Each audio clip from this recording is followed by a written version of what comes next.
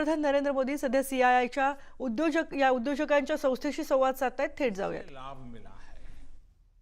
Lockdown के दौरान सरकार ने गरीबों को 8 करोड़ से ज्यादा गैस सिलेंडर उनके घर तक मुफ्त में पहुंचा दिया है। इतना ही नहीं, प्राइवेट सेक्टर्स के करीब 50 लाख एम्प्लॉयज के खाते में 24% ईपीएफ कंट्रीब्यूशन भी सरकार ने किया है। इनके खाते में करीब 800 करोड़ रुपए जमा कराए गए हैं। साथियों, भारत को फिर से तेज विकास के पथ पर लाने के लिए, आत्मनिर्भर भारत बनाने के लिए 5 बातें बहुत आवश्यक है। इंटेंट, इंक्लूजन, इन्वेस्टमेंट, इंफ्रास्ट्रक्चर और इनोवेशन। हाल में जो बोल्ड फैसले लिए गए हैं, उसमें भी आपको इन सभी की झलक मिल जाएगी। इन फैसलों के साथ हमने तमाम सेक्टर्स को फ्यूचर रेडी किया है। इसी वजह से आज भारत एक नए ग्रोथ ओरिएंटेड फ्यूचर की दिशा में बड़ी उड़ान के लिए तैयार है। साथियों, हमारे लिए रिफॉर्म्स ये कोई रैंडम या स्कैटर्ड डिसीजन नहीं रहे हैं।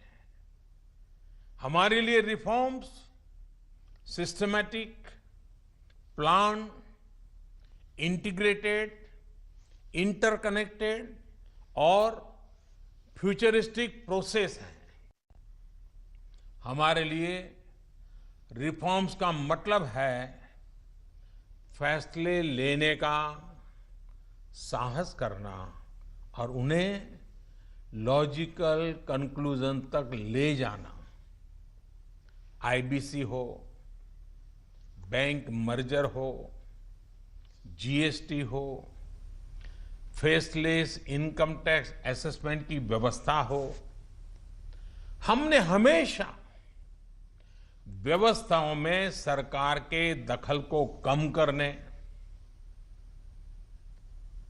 और मैंने तो लाल किले पर भी कहा था कि लोगों से, जिंदगी से सरकार को जितना हम कम कर सकते हैं हम करना चाहते हैं। प्राइवेट एंटरप्राइज के लिए एनकरेजिंग इकोसिस्टम खड़ा करने पर हम लगातार बल देते रहे हैं, कदम उठाते रहे हैं। इसी वजह से सरकार आज ऐसे पॉलिसी रिफॉर्म्स भी कर रही है जिनकी देश ने एक प्रकार से उम्मीद भी छोड़ दी थी। लोगों ने मान लिया था भाई ये तो हमारे देश में नहीं हो सकता है। ऐसी चीजें होने लगी हैं।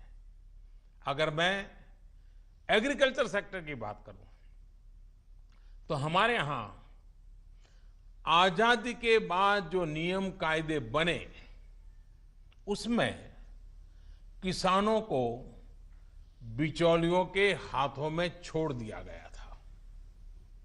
किसान कहां फसल बेच सकता है, कहां नहीं बेच सकता है, इस तक के नियम बहुत सख्त थे। किसानों के साथ दशकों से हो रहे अन्याय को दूर करने की इच्छा शक्ति हमारी सरकार ने दिखाई है।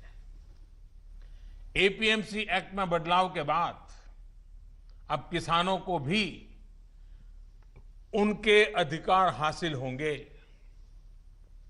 किसान अब जिसे चाहे, जहां चाहे और जब चाहे अपनी फसल अपनी शर्तों पर, किसान की शर्तों पर वो फसल बेच सकते हैं। अब कोई किसान अपनी फसल देश के किसी भी राज्य में ले जाकर बेच सकता है। पहले तो इस पर भी बंधन थे। साथ ही वेयरहाउसेस में रखे अनाज या एग्रीकल्चर प्रोडक्ट्स अब इलेक्ट्रॉनिक ट्रेडिंग के जरिए भी बेचे जा सकते हैं। आप कल्पना कर सकते हैं इससे एग्री बिजनेसेस के लिए कितने नए रास्ते खुलने जा रहे हैं। साथियों, इसी तरह हमारे श्रमिकों के कल्याण को ध्यान में रखते हुए रोजगार के अवसरों को बढ़ाने के लिए लेबर रिफॉर्म्स भी किए जा रहे हैं।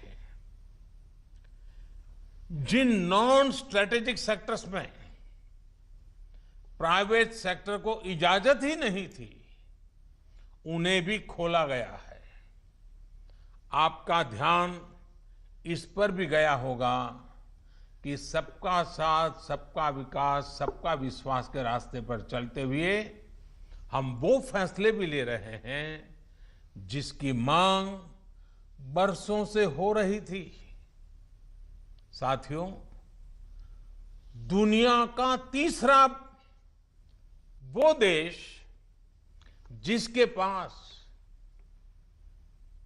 बहुत बड़ी मात्रा में कोयले का भंडार हो, कोल रिजर्व हो, जिसके पास आप जैसे साहसी और उद्यमी व्यापार जगत के लीडर्स हो, लेकिन फिर भी उस देश में बाहर से कोयला आए, कोल इंपोर्ट हो, तो उसका कारण क्या है?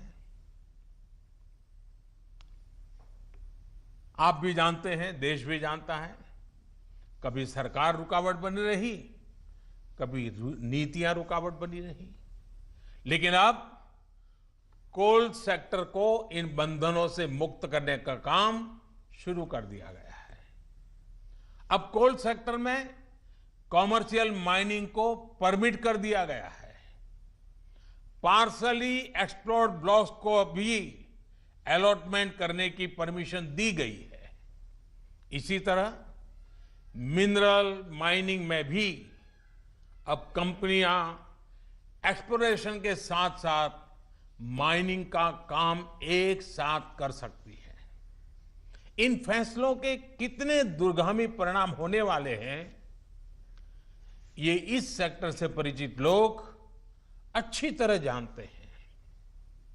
साथियों, सरकार जिस दिशा में बढ़ रही है, उससे हमारा माइनिंग सेक्टर हो, एनर्जी सेक्टर हो या रिसर्च और टेक्नोलॉजी हो, हर क्षेत्र में इंडस्ट्री को भी अवसर मिलेंगे और यूथ के लिए भी नई अपॉर्चुनिटीज खुलेगी। इस सबसे भी आगे बढ़कर अब देश के स्ट्रेटेजिक सेक्टर्स में भी प्राइवेट प्लेयर्स की भागीदारी एक रियलिटी बन रही है। आप चाहें स्पेस सेक्टर में निवेश करना चाहें, एटॉमिक एनर्जी में नई अपॉर्चुनिटीज को तलाशना चाहें, पॉसिबिलिटीज आपके लिए पूरी तरह से खुली हुई हैं। हर अवसर आपका इंतजार कर रहा है। साथियों, आप ये भली भांति जानते हैं कि एमएसएमई सेक्टर की लाखों यूनिट्स हमारे देश के लिए इकोनॉमिक इंजन की तरह हैं। इनका देश की जीडीपी में बहुत बड़ा कंट्रीब्यूशन है और ये कंट्रीब्यूशन करीब करीब 30% का है। एमएसएमईज की डेफिनेशन स्पष्ट करने की मांग लंबे समय से उद्योग जगत कर रहा था। अब वो उद्योग जगत की पूरी मार्ग भी पूरी हो चुकी है। इससे एमएसएमईज बिना किसी चिंता के ग्रो कर पाएंगे और उनको एमएसएमईज का स्टेटस बनाए रखने के लिए दूसरे रास्तों पर चलने की जरूरत नहीं रहेगी। देश के एमएसएमई में काम करने वाले करोड़ों साथियों को लाभ हो, इसके लिए 200 करोड़ रुपए तक की सरकारी खरीद में ग्लोबल टेंडर्स को खत्म कर दिया गया है। इससे हमारे छोटे उद्योगों को ज्यादा अवसर मिलेगा। एक तरह से आत्मनिर्भर भारत पैकेज एमएसएमई सेक्टर के इंजन के लिए फ्यूल का काम करने वाला है।